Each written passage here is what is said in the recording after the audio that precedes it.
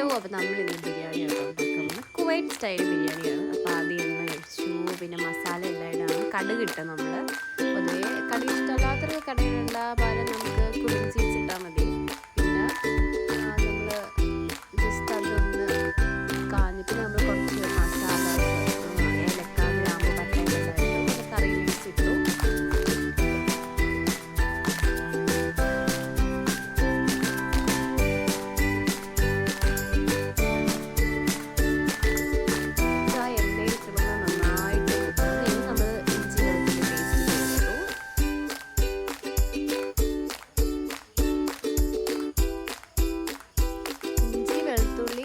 ഒരു പിടി ചുവന്നുള്ളി, പിന്നെ 2 മുളക്, ഇത്രയും മിക്സ് ചെയ്താണ് നമ്മളൊരു മസാല കൂട്ട് തയ്യാറാക്കിയിരിക്കുന്നത്. അത് നന്നായിട്ട് എണ്ണയിൽ ആ പച്ച മണം മാറുന്നത് വരെ നന്നായിട്ട് സോട്ട് ചെയ്യുക. പിന്നെ ഇത് ടൊമാറ്റോ പ്യൂരിയാണ്. അപ്പോൾ ഇതും കൂടെ നന്നായിട്ട് ആ ഒരു മിക്സ് ചെയ്താകുമ്പോൾ ഈ ഒരു ടൊമാറ്റോ പ്യൂരി ഇട്ട് രാവിലത്തെ ഇഡലി കേട്ടോ, രാവിലത്തെ സാമ്പാർ. നമ്മളിങ്ങനെ ഇടയ്ക്ക് ഇങ്ങനെ ഫാമിലി ഗെറ്റ് ടുഗദർ വരുമ്പോൾ ഇതുപോലെ നമ്മൾ ഫുഡൊക്കെ ഉണ്ടാകും കേട്ടോ. ഇത് ചിക്കൻ മസാല ആണെന്ന് അറിയിക്കാൻ വേണ്ടിയാണ് ഈ ചിക്കൻ്റെ ഒരു ഫോട്ടോ നന്നായിട്ട് മൂത്തിട്ടുണ്ട്. ഇത് നമ്മളെ ഫാമിലി മെമ്പേഴ്സ് എല്ലാവരും കുടുംബത്തില്ല വീട്ടിൽ ബിരിയാണിയാണ് ഉണ്ടാക്കുന്നത്. അങ്ങനെ നമ്മൾ ആദ്യമായിട്ടോ ബിരിയാണി ട്രൈ ചെയ്യുന്നത്. മിക്കപ്പോഴും ചോറും ചിക്കൻ കറി, ബീഫ്, ചോറും കറിയായിരിക്കും വെക്കാറ്. അപ്പോൾ ഇത്തവണ ഇത് നമ്മൾ നന്നായിട്ട് ഫൈൻ പേസ്റ്റ് ആക്കിയ കാഷ്യൂനട്ട് പേസ്റ്റ് ആട്ടോ ചേർത്ത് കൊടുത്തത്.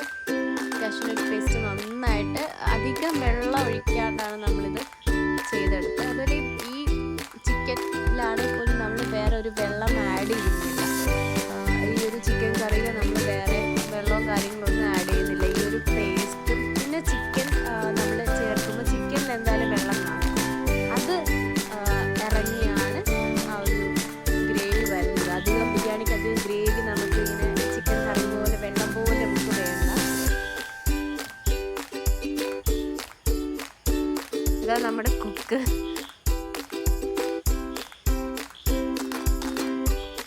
ആ ഒരു പേസ്റ്റും നല്ല രീതിയിൽ ആ ഒരു പച്ചമണം ഒക്കെ മാറി നന്നായിട്ട് സോട്ടാകണം.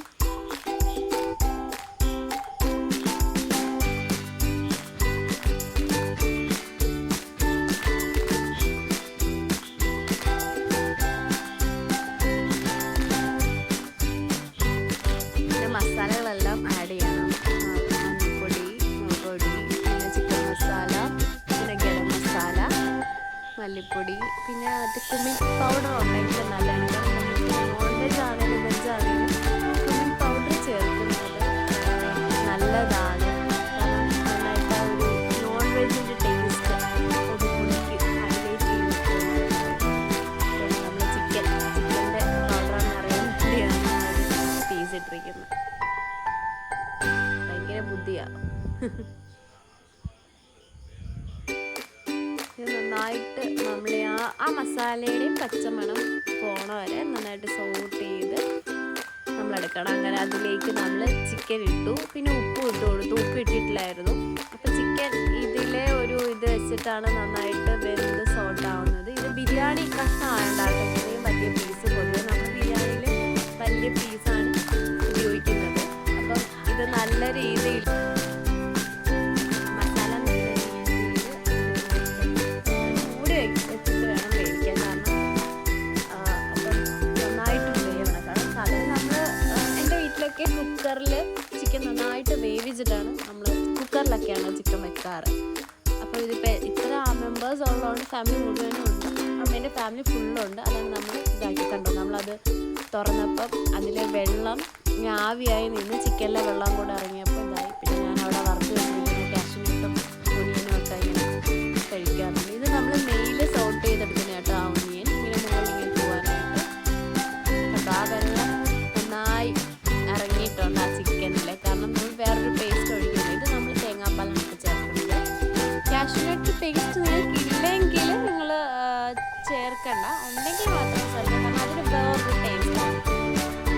ഇത് പെറുക്കത്തിന് ഇത്രയായി. ഇത് പെറുക്കി വെക്കുമ്പോൾ ആരായാലും കഴിക്കും. എല്ലാവർക്കും റോസ്റ്റഡ് നട്ട്സ്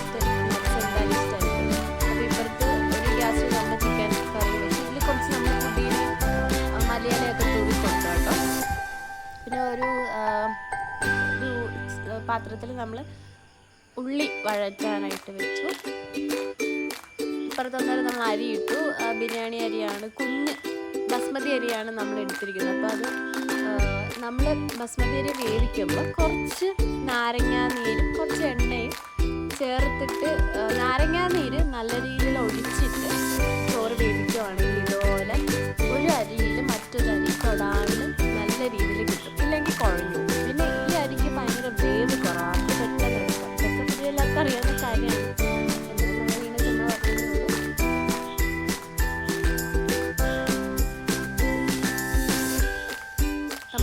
ഇങ്ങനെ കോരിയിട്ട് ദമ്മിട്ടാട്ടോ ചെയ്യുന്നത്. ചിലർ ഞാനിങ്ങനെ ചെയ്യുന്നത് കണ്ടിട്ടുണ്ട്. കുക്കർ ബിരിയാണി ഒക്കെ ആണെങ്കിൽ ചിക്കൻ കറി വെച്ചിട്ട് അതിൻ്റെ ഉള്ളിലേക്കാണ് അരി ഇട്ടിട്ട് വേവിച്ചെടുക്കാറാണ് ചെയ്യാറ്. ഇനി നമ്മൾ അരിയും എന്തോ ഇപ്പുറത്ത് കറിയും സെറ്റായി. കറിയില്ല, ചിക്കൻ ബിരിയാണിയുടെ മസാലയും ചിക്കൻ. ഇത് നമ്മൾ രണ്ടും കൂടെ മിക്സ് ചെയ്തപ്പം ഇപ്പുറത്ത് ഒന്നിനൊക്കെ നല്ല രീതിയിൽ ഫ്രൈ ചെയ്ത് നല്ല ക്രിസ്പി ആയിട്ട് ഈ ഒനിയൻ വന്നിട്ടുണ്ട്. എനിക്ക് ഭയങ്കര ഇഷ്ടമാണ് കേട്ടോ ഇങ്ങനെ വറുത്ത ഈ സാധനം തിന്നാനായിട്ട്. എനിക്ക് ഭയങ്കര ഇഷ്ടമാണ്, നല്ല ടേസ്റ്റാണ്. ഇത് നമ്മൾ പൈനാപ്പിൾ എസൻസ് ആട്ടോ ബിരിയാണിയിൽ ചേർക്കാൻ മേടിച്ചത്. നമ്മൾ പൊതുവെ എസൻസ് ചേർക്കാറില്ല. പിന്നെ ഇന്ന് എല്ലാവരും ഉള്ളതുകൊണ്ട് ഗ്രാൻഡായിട്ട് ഇരിക്കട്ടെ എന്ന് വെച്ചിട്ടാണ് എസൻസ് ഒക്കെ വാങ്ങിയത്. ഇനിയിപ്പം നമ്മൾ ഡബിൾ ആദ്യം കുറച്ച് കറി ഇങ്ങനെ ആ ചട്ടിയിൽ ഫുള്ള് ആക്കിയിട്ട്, ചട്ടിയല്ല സോറി ഉരുളിക്കാതെ ഇങ്ങനെ പിന്നെ അരിയിടും. പിന്നെ ലെയറായിട്ട് ഈ പുള്ളിയാട്ടോ ചെയ്യണത്. ഞങ്ങളുടെ പുള്ളിയാണ് ഈ പരിപാടി എല്ലാം ചെയ്യണത്.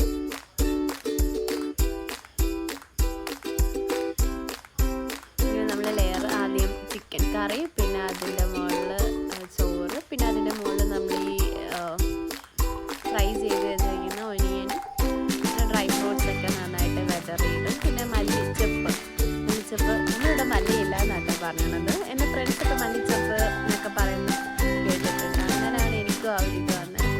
അതും എല്ലാം ഇങ്ങനെ തൂകി ഇട്ട് കൊടുക്കും. ഇപ്പോൾ ഓൾമോസ്റ്റ് നമ്മുടെ ബിരിയാണി എല്ലാം സെറ്റായി. ഞങ്ങൾ എന്നിട്ട് ചട്ടിയിൽ കുറച്ച് കറി മിച്ചമുണ്ടായിരുന്നു. അപ്പോൾ നമ്മൾ ഉണ്ടാക്കിയ ചട്ടിയിലാക്കി നമ്മൾ ഇതിന് ദമ്മ് ഇട്ടിട്ട് മിച്ചം വന്ന ചോറ്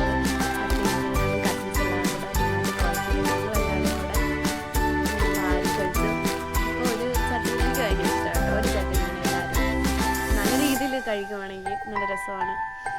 പിന്നെ എൻ്റെ കസിൻസും ഞങ്ങളും കൂടെ ഒരു ചട്ടിയിൽ ഇങ്ങനെ മിക്സ് ചെയ്തിട്ട് എല്ലാവരും കൂടെ പെട്ടെന്ന് കഴിക്കുക. അതൊക്കെ നമുക്ക് ശരിക്കും നല്ലൊരു മെമ്മറി അല്ലെങ്കിൽ ഒരു മൊമെൻറ്റ്സ് എന്നൊക്കെ പറയാം.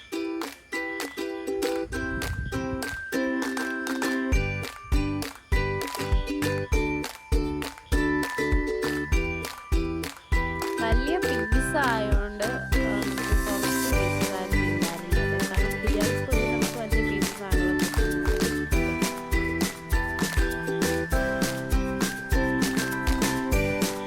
വിചാരിച്ചതിലും അത്യാവശ്യം അടിപൊളിയായിരുന്നു. ചെയ്ത് വന്നപ്പം അത്യാവശ്യം നല്ല ടേസ്റ്റ് ഉണ്ടായിരുന്നു. ശരിക്കും ഇതിൻ്റെ ഹൈലൈറ്റ് എന്ന് പറഞ്ഞാൽ നമ്മൾ ഇവിടുത്തെ നാട്ടിലെ ബിരിയാണിക്കെല്ലാം കുറച്ച് വ്യത്യാസം എന്ന് പറയാനായിട്ട് വെച്ചാൽ ശരിക്കും ഇത് കുവൈറ്റ് ബിരിയാണി ഇങ്ങനെയാണോ എന്ന് വെച്ചാൽ എനിക്കറിയില്ല. പുള്ളിക്കൻസ് എൻ്റെ ആൻറ്റി ഒരു കൈൻഡിൽ ഈ ഒരു രീതിയിലാണ്. ശരിക്കും കുവൈറ്റ് ബിരിയാണി ഇങ്ങനെയാണോ എന്ന് ചോദിച്ചാൽ എനിക്കറിയില്ല.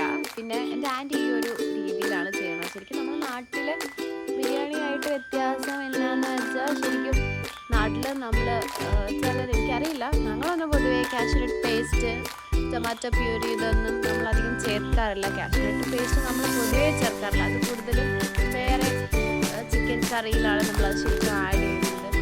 കാഷ്യൂനട്ടൊക്കെ ശരിക്കും അഫ്ഗാനി ചിക്കനൊക്കെ വെക്കുമ്പോഴാണ് കാഷ്യൂനട്ട്സിൻ്റെ പേസ്റ്റ്. പിന്നെ നമ്മൾ സാലഡ് ഉണ്ടാക്കി, ഇവളാണ് സാലഡ് ഉണ്ടാക്കുന്നത്.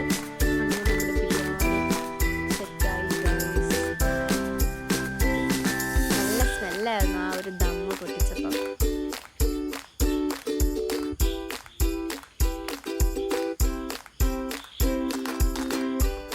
ഇതൊക്കെ ഉണ്ടോ സാലഡ് ഉണ്ടാക്കി കഥയൊന്നും പറയണ്ട. സാലഡ് ഉണ്ടാക്കി കേട് എടുത്തുകൊണ്ട് പോയിട്ട് പുള്ളിക്കാരി ഫേസ് മാസ്ക് ആയിരുന്നു ഉണ്ടാക്കിയത്. അങ്ങനെയാണ് നല്ല എനിക്ക് ഒരുപാട് ഇഷ്ടപ്പെട്ടു കേട്ടോ. നമ്മുടെയൊക്കെ ട്രിവാൻഡ്രം സൈഡിലെ ബിരിയാണി ഞാൻ കണ്ടിട്ടുണ്ട്. കൂടുതലും അത്ര കളർ കുറവാണ്, ഒരു മഞ്ഞ കളറിലായിരിക്കും. പക്ഷെ നമ്മുടെ ആലപ്പുഴ സൈഡൊക്കെ ആണെങ്കിൽ കുറച്ചുകൂടെ കുറച്ച് സ്പൈസി ആയിരിക്കും നമ്മുടെ ബിരിയാണി. പക്ഷെ നമ്മൾ ട്രിവാൻഡ്രം ആ ഒരു സൈഡിൽ പോകുമ്പോൾ ഒരു സ്പൈസി ആയിട്ടല്ല എനിക്ക്